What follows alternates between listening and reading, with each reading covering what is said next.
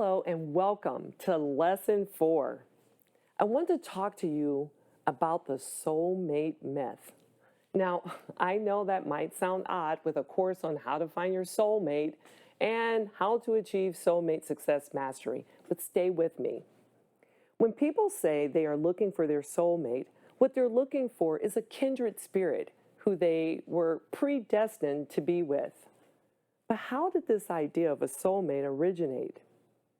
According to Greek mythology, Zeus created souls that were neither male nor female, but beings that had both male and female attributes in one body, which consisted of 4 legs, 4 arms, and a head with 2 faces.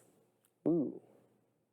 These beings started to provoke the other gods, so Zeus decided to split them in 2 halves, diminishing their strength. Since then, each being, now walking on 2 legs, lives in a desperate search for its other half in order to become complete again. Maybe that's why we've heard people refer to their partner as my other half, my better half.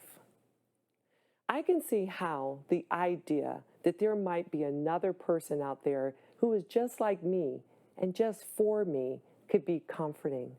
And it would certainly help some feel less alone at times. I can definitely see that. But this consideration is contradicted by my very vivid awareness that each and every one of us is completely unique, an individual soul on this earth. I'm not saying that we are destined to wander the world alone. Human beings are a societal species. We need to connect with others, and we need to rely on each other for survival. Now, because we are not born fully developed, we remain dependent on our parents longer than most animals. Human beings instinctively gather together and form societies made up of families, tribes, and communities. Anthropologists have studied and found many ways that we go about accomplishing this. And now, neuroscience is showing that associating with others is necessary for our mental health and for the longevity of our lives. Couples caught up in what I call the fantasy bond typically focus on form over substance. That is, they place more value on symbols of their union over maintaining genuine intimacy in real time. They put great importance on honoring established routines, rituals, and traditions like birthdays, anniversaries, fixed date nights, and regular vacations. None of that is bad, but it's a program running.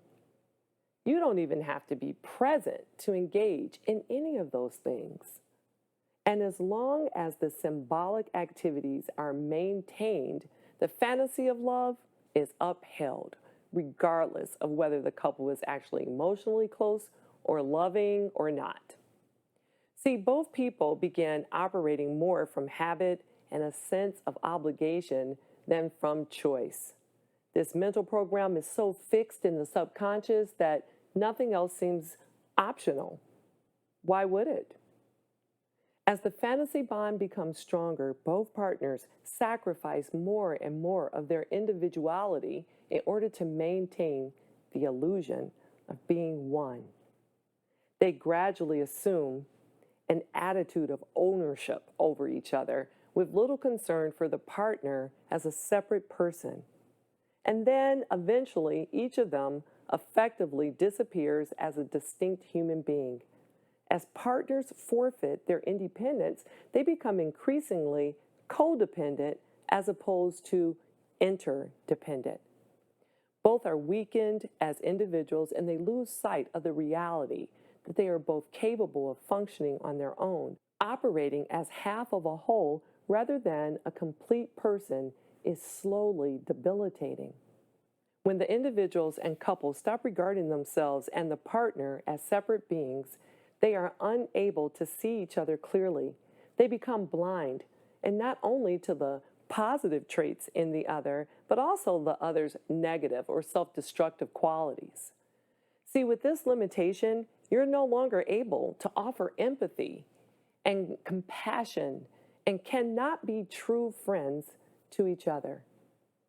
Formation of the fantasy bond usually leads to communication failure with a couple. When the partner's life together becomes more focused on the superficial aspects of their relationship, their conversation also becomes superficial and practical, paired with some pecking when you greet each other. When they engage in behavior that is routine and predictable, they tend to seek comfort in the discussion of the same narrow range of topics.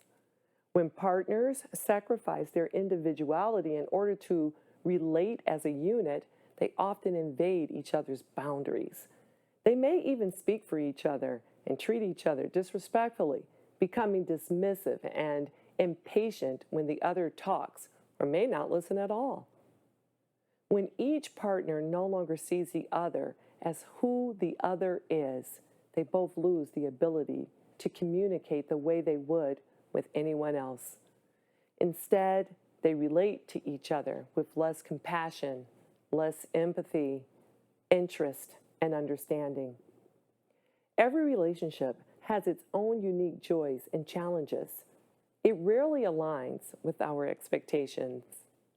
Comparisons we draw from in the entertainment industry and other relationships we witness between friends and family can set us up to believe that marriage should look a specific way. Embrace your unique qualities as an individual and give your partner the opportunity to do the same. Your journey together is for you to create and recreate again and again. I look forward to hearing what you discover in this lesson. Be sure to share in the Facebook group, and I'll see you again soon. Bye for now.